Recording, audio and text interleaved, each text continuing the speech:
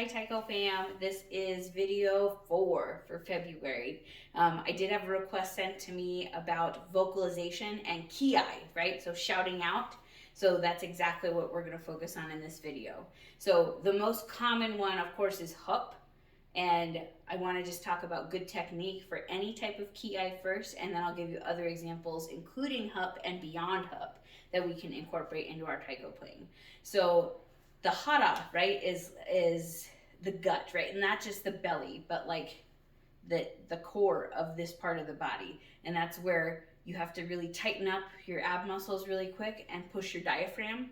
And it's just like same as theater, right, principles, like you want to project outward as loud as possible. So that's clear throat, clear mouth, and it comes from here. It actually doesn't come from this part of your voice or your projection at all.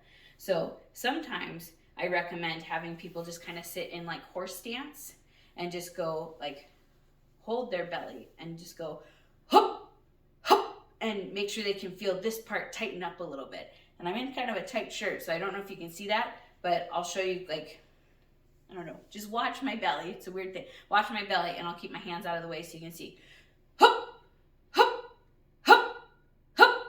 So it's coming from a deeper place, right? Like all of that air is pushing out of my body from down here, not just from the chest or from the throat. So that is something I recommend you can practice in the mirror at home if you're a little bit more self-conscious about that and don't want to do that in front of your friends at rehearsal. That's a-okay.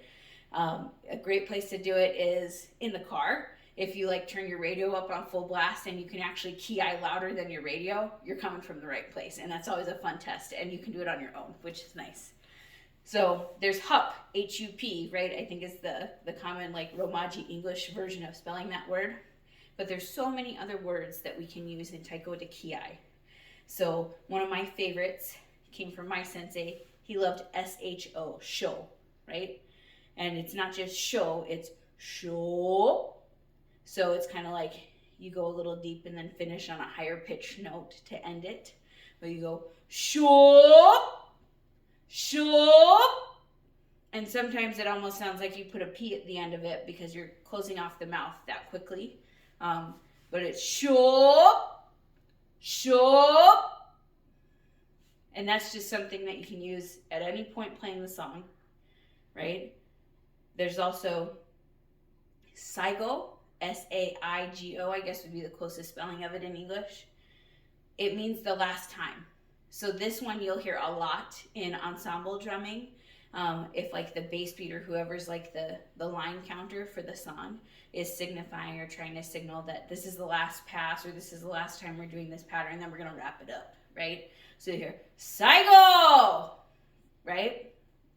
So that's another one that I recommend you build into the repertoire, because if you start playing at marathons or at parades where you're just playing something over and over and over again and you all need to come to a cut point, then saigo is a good clue, and the audience is none the wiser. They just think you're continuing to play as normal, right? I don't know if there's an actual meaning to this, but I grew up learning that you could start a song by saying say up, and don't even ask me how to spell that one. But I would count in my head, right? Like let's say we have a 4 count leading and you go 1, 2, say up, don don don kara kara, don don don don kara kara. So that say up is kind of like we're gonna start now. That's kind of the one I prefer to use the most, is like a cue, right? When I work with other Taiko groups or students, especially kids, right? Say up is like a 2 count. Hey, we're starting right now, so let's jump in together.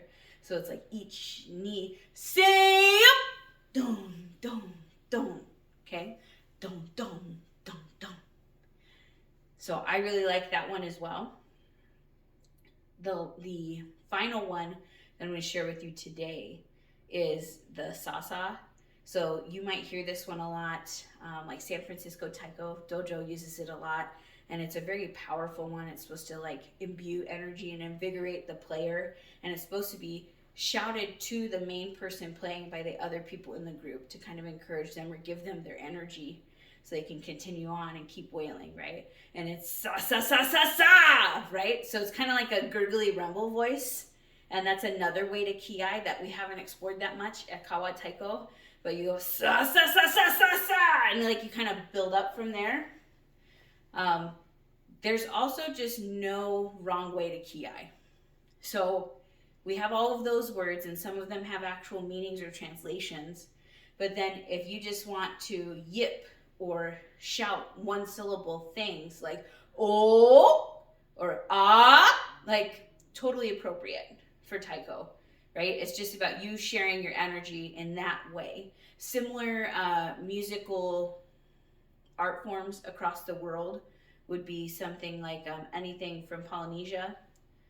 They have a lot of like just verbal call and response sounds that don't have a direct translation necessarily or make sense, but it's about everyone talking to one another, like wahoo, right? All that stuff. Totally appropriate depending on the nature of the Taiko song. I would stick to more traditional Kiai if the song itself is ceremonial or more traditional, but if it's total celebration song or something written by your group, make it your own. Kiai included. So sometimes Kiai is there just to build energy and rally yourselves or entertain yourselves while you're playing on stage, and sometimes it's there to communicate different movements in the song so that everyone can start and finish at the same time. So I again recommend blaring that radio in the car, Kiai your heart out, feel your belly at home, do what you can, and then when you get more comfortable, you can actually have a vocalization exercise or warm up at practice where everyone picks a different Kiai and they just go around a circle making that sound. And you can play with it, like say it low, say it high, say it soft, say it loud, just to give yourselves more confidence and more vocal control. So that's all I have for Kiai for this month, but thanks for asking, and I'll see you in the next video.